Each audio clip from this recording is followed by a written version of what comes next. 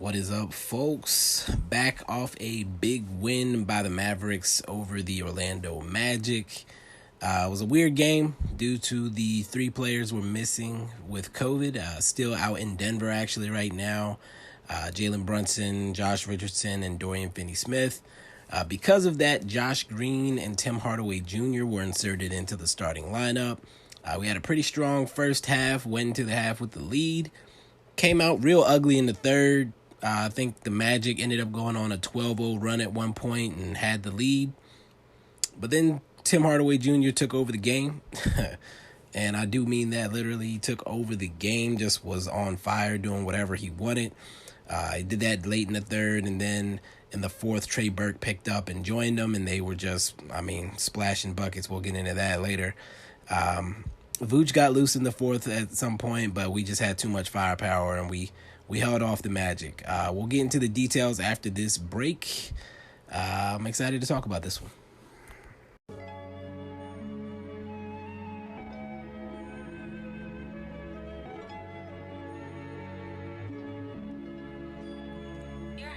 Hello and welcome back yet again to the Bibbs Corner podcast. I am your host, as always, Mike Bibbins, on Twitter at Bibbs Corner. And I'm actually so excited about this one. You may have noticed that I went ahead and skipped my fake ads. Let's get straight into the stats. So first of all, I mentioned Tim Hardaway Jr. got the start. He also played the most minutes tonight. Ended up playing 40 and a half minutes, actually.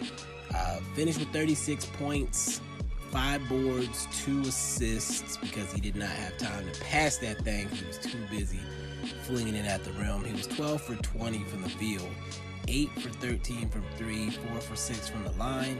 Now, the 12 for 20 doesn't sound amazing, but he did have a brief cold stretch in the second that kind of had me worried because he came out hot. Then he missed a few, had a couple ugly looks. And I was like, if this is the way he's going to be the rest of the game, then it's not going to be good for us. But fortunately, that turned around when he came back in the third. And, I don't remember a miss after that. He came in right after the Magic went on that 12-0 run in the third to take the lead. And, again, completely changed the game when he started hitting those shots. Luka played, of course, the second most minutes tonight. He played 34 and a half minutes. He had 20 points, 11 boards, 10 assists, a steal, and 2 blocks. Clamp God Luka on full display tonight. Finished 7 for 20 from the field, though. 3 for 9 from 3, which is pretty much right on par for what he's been shooting from 3 lately. And then 3 for 3 from the line. He did have an offensive rebound, 6 turnovers. He forced some shots, and his passing and vision wasn't as elite as it usually is. I think Aaron Gordon might have given him some trouble. I usually don't pay that much attention, honestly, to how people are guarding our guys, but I saw other people mentioning that Aaron Gordon did a good job on Luka. I'm wondering if his length somehow affected Luka's passing lanes because he wasn't hitting the corners really at all. He was doing a lot of passes out to the man setting the pick or trying to get it to the man rolling to the basket. Regardless, it worked out for us. The guy who played, I do need to mention this.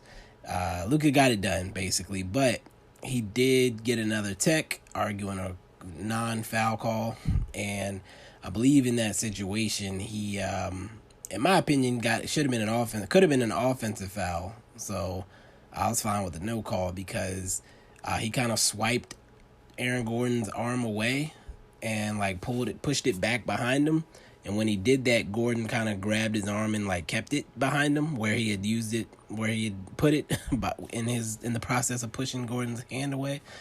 And so yeah, that technically could have been an offensive foul.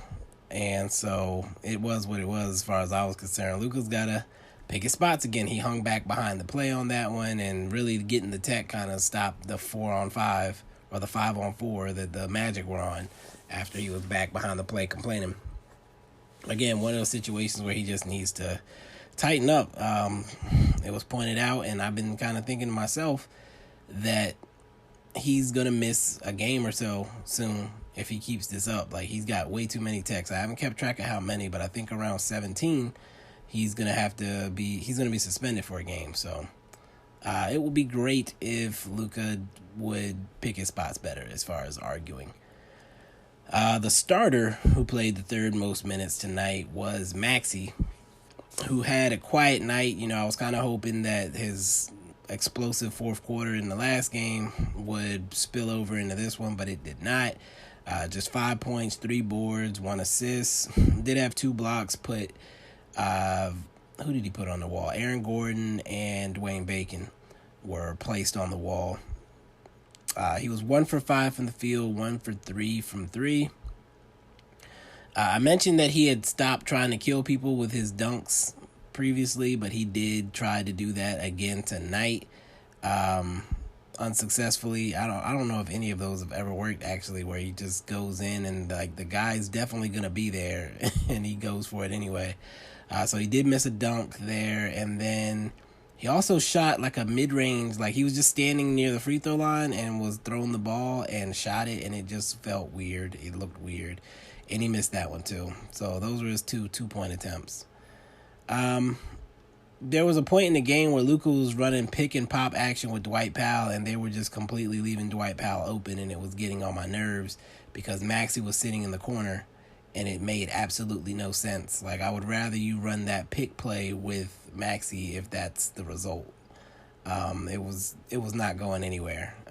People are not respecting Dwight Powell shooting threes, and they should not. So, unless he's rolling, then he needs to not. I don't know what he needs to do, but it's clear that Dwight Powell in 5-minute bursts is the best scenario. Tonight he had to play a lot more than that. We'll get into that later. I think we need to utilize Maxey better, though. That's the point I'm trying to make there. I think Maxey's shot has been the hottest on the team, but he hasn't been getting enough looks, in my opinion. He does pass up some looks, but at the same time, I don't think he's utilized as much as he should be when he's on the court, on the offensive side anyway. Willie Cauley-Stein, kind of a ho-hum night for him. He played 23 minutes as well. 6 points, 6 boards, 2 assists, 2 for 5 from the field, 2 for 2 from the line. He also had an offensive rebound. He's come back down to earth after that first game where he had 15 and 7. He had missed a layup at one point. It wasn't exactly like he just had a run at the rim layup. He had to maneuver around Vucevic to get it, but he did miss it, and he's 7 feet tall and shouldn't be missing layups. He also missed a lob from Josh Green on a fast break that was amazing and would have been a huge highlight. I don't know how he missed the dunk. But most important thing that from Willie Cauley-Stein that he did do was, he stays in the way and contests shots. Vucevic is Vucevic. People act like they've never seen Vucevic before and were shocked that he was making shots. But, as long as Willie Cauley-Stein wasn't like letting Vooch go through him and giving up easy buckets, the least you can ask for him to do is contest those shots and keep him in front, and that's what he did. So I'm not mad at anything Willie Cauley-Stein did there, and again, he showed that he can be a little bit flexible on a switch defensively, playing a guy that's more perimeter oriented. So again, Willie Cauley-Stein as a starter clearly has been the move. It has worked out, in my opinion. And then finally, the fifth starter was Josh Green. Very quiet night from him. Just had 2 rebounds, 0 for 1 from the field. It was a corner 3, I believe, late in the shot clock, which is the only reason he probably shot it. He played pretty good defense for the most part, but I don't think he really took advantage of this opportunity. I don't think that's completely his fault. He has a game that's not similar to anybody we've really had here, maybe in ever. And I don't know if we have the plays in our playbook or that we have the sets that really will give him the opportunity to be having real impact on the offensive side of the ball. So when he's out there, he's just kind of hanging out. He moves around a lot and causes disruption, but the ball's not going to him. I don't know if he got besides that missed three, I don't remember him getting a single offensive touch, really. We'll see if he gets, I'm sure he'll play again, but we'll see how his opportunities look in these next couple of games. He definitely needs to show a little bit of something. You can tell he's still trying to find his way, feel his place out, and it's tough. I mean, you got a rookie coming off of no offseason, no real camp, thrown to the Wolves, playing with a guy who's a MVP candidate on a team that's playoff bound, and it's, unless you're just built a certain way mentally, you're not going to feel like you're supposed to take shots and be aggressive and stuff like that. So he's been kind of laying back and trying not to make mistakes. So I understand that, but, you know, these next couple of games, he has to take a little bit of a step forward. There was one play tonight defensively where he jumped the passing lane, and he still hesitated to do it, but I was glad to see him take any sort of risk, because the fear is that he doesn't. He completely stunts himself by not being himself, not taking those chances and stepping out and saying, like, hey, I'm an NBA guy. Coach put me on the court. I need to make plays. So hopefully he does a little bit more next game. We'll see. I believe most of his minutes ended up being stolen by Wes Iwundu off the bench, and we're going to move to the bench here now. Iwundu played 32.5 minutes tonight. He also had 0 points, but did have 6 rebounds, an assist, and 2 steals. He was 0 for 2 from the field, 0 for 1 from 3. He did have one of the offensive rebounds. Like I said, he ended up being the real beneficiary of DFS being out. I think that you can consider Green the guy who originally was there to replace DFS, but Iwundu ended up doing more. Neither one of them scored, but fortunately didn't end up needing to because of how much THJ and Burke did.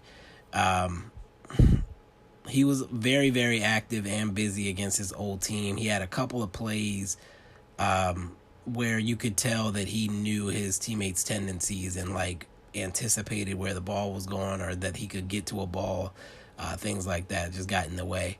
Again, it's going to be interesting to see how this manifests itself in the next game. It might actually make sense for Iwundu to get the start against New Orleans, and I wouldn't read into that too much, because Brandon Ingram is on the other side, and it just makes more sense to have Iwundu, who has more length than Green, in there to guard Ingram.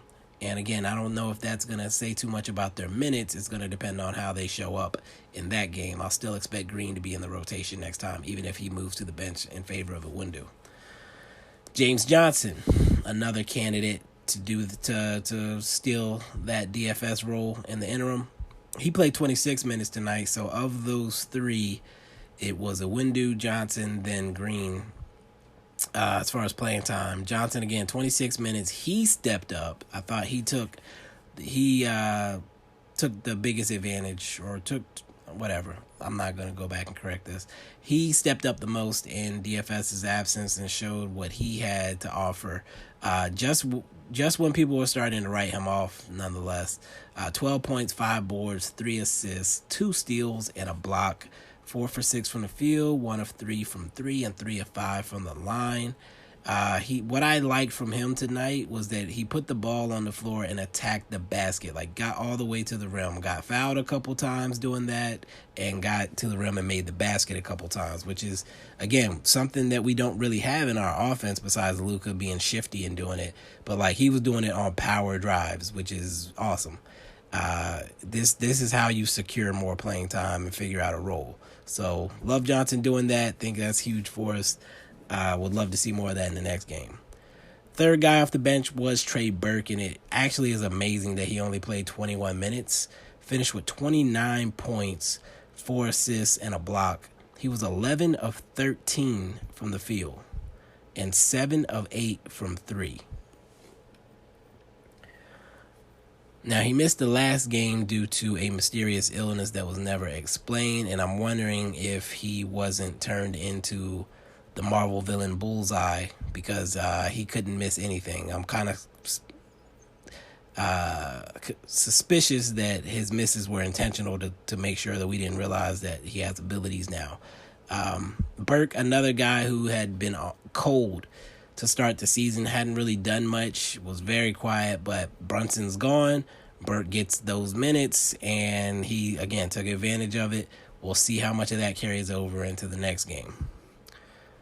Dwight Powell also played 21 minutes off the bench. Again, that's too many minutes.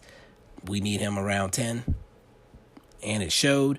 Came out first. He was hot. He looked great. He had a big dunk. 4 points, 5 boards, 2 assists, and 2 blocks on him for the night. Had a block on Vucevic. He looked great initially for about 5 minutes, and then it fell apart. 2 of 6 from the field, by the way. 0 of 2 from 3. 2 offensive rebounds. He missed a layup after a offensive rebound, actually. I don't know if he was scared he was going to get blocked or what, but got an offensive rebound, went back up and missed the layup. Yeah, after those first 5 minutes, it went completely downhill, and it reminded us why we wanted him on the bench to begin with. He was getting bullied by everybody. Like, they were just going straight through his chest at will on the defensive end of the ball. And there was one point he I don't know if he tried to grab a rebound, but he flailed his arms and the ball hit him in the face off of a miss from the opponent.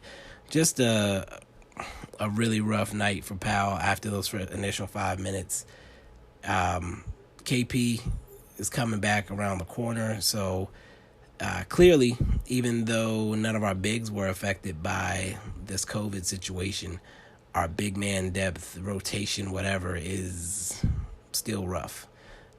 If Willie can't, give us a couple dunks off of lobs and get himself those 30 minutes, then we end up with Powell for 20 minutes. And, yeah. Anyway, the other big that came in was Boban. He played about 2 minutes, had a rebound. It was offensive. 0 for 1 from the field. He came in after Powell fell apart. After that quick 5-minute burst where he was great, he fell apart, and they put Boban in because it was still slightly too early to put Willie Cauley-Stein back in. Again, KP's coming back any day now. The sooner the better. Whenever our center situation is Willie Cauley-Stein and KP, we will be a much better team. Moving forward, the player of the game, I have to give it to THJ. He was hooping tonight. He took some ridiculous shots, but they went in. So it is what it is. As I always mention with THJ, you have to take the good with the bad. He's going to have nights like this. He's going to have nights where he's 1 for 30. It kind of is what it is. We needed his activity tonight. We needed his shooting. He saved us in a stretch where it looked like the game was ready to get away from us in the third. So THJ, player of the game. Pretty easy. Tweeting tonight actually is related to THJ being crazy. I hesitated to do this initially, but I'm going to do it because I need the humor in my life.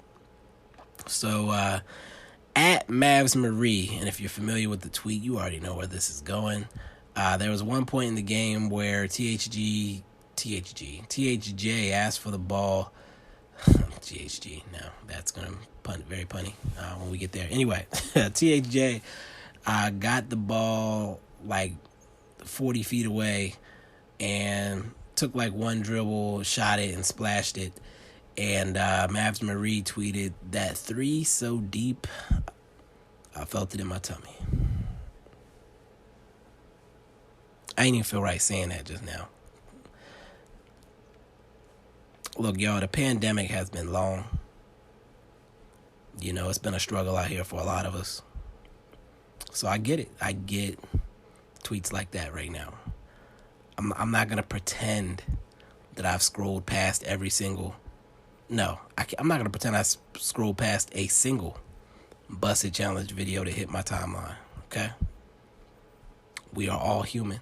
Humans have needs. So in a pandemic, when things are kind of tricky in that area, you're gonna say things that you probably normally wouldn't say out loud on the timeline. So it is what it is. Tweet at night.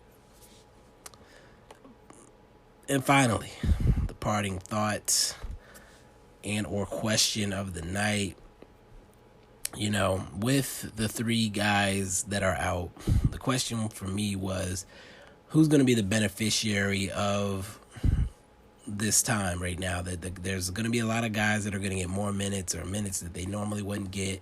in situations that they wouldn't get. They'll get to play with Luka in situations that they might not necessarily have gotten to, or get to lead the second unit offense, whatever. So who was going to capitalize the most? And by the way, I mention this all the time too, just historically, that when a guy gets injured and they're coming back, like they're out for a few games or whatever, that's an opportunity for somebody else on the team to get some extra minutes to show what they can do, so that when the team gets to the playoffs, the coach has seen some more things from them and can trust them in a certain scenario, can plug and play because they've gotten the opportunity to show it. So that's what this is right now for these guys, to show, hey, look, I can handle a bigger role. I can do this. I can do that, whatever. That's what needs to be happening right now. So tonight, there's 5 guys that I would say are affected by this situation. Trey, Burke, and THJ being 2 of those guys. We got to see Burke go off, getting on a lot of looks that he probably wouldn't get in a normal situation. THJ, green light, 20 shots tonight. And he had a rough stretch, but he had some extra shots and he made up for it. Josh Green, 15 minutes. Looked like he might be settling down a little bit, but again, I don't know if we really have any sets that are tailored to his game yet. I would like to see that happen over the next couple of games. But again, good, valuable minutes. He got to sweat on the court this time. So that's a positive for the future of the team. And Wundu, 30 minutes tonight. A guy who hasn't necessarily been getting minutes on a regular basis. Got to show how he can be disruptive on the defensive end, and was busy on the glass. So again, a guy getting to show, hey, look, this is what I'm capable of. If DFS gets into foul trouble, we know maybe Wundu can step up for a second. James Johnson, again, putting the ball on the floor, getting to the basket, doing good things for this team. He has some stupid passes too, but it is what it is. Show what you can do. The coach will figure out what works, and he'll tell you, Johnson, hey, this is what I need you to do when you go in. Don't do X, Y, Z, because I've seen you do both of those things. This is what works for you. This is what doesn't. So again, these are valuable games for all 5 of these guys, and for this team, for the coaching staff to start picking up on what things these guys can do, what they can't. Even for Green, I think the on the money lob to Willie Cauley-Stein, okay, does he have some playmaking in him? Can we let him run some point? Maybe he can get into some pick and roll action. That's how we can use his explosiveness to. If a guy, goes with the roll man, now he's exploding to the rim for a dunk. Like, I think those are the type of things you have to look for in these scenarios, and I'll be curious to see how they deploy him going forward. And that's really it, guys. I don't know how long this is. Like I said, I've been trying to keep these pretty tight right now, and it seems to be working. Y'all are actually listening, so thank you all for checking in as always. It's been a while since I've gotten any Apple Podcast reviews, so if you haven't done it yet, you want to head over there and drop a 5-star review for your boy, I would greatly appreciate it. Once again, this has been Bibbs. I will be back Monday night after we play the Pelicans. Until then, peace.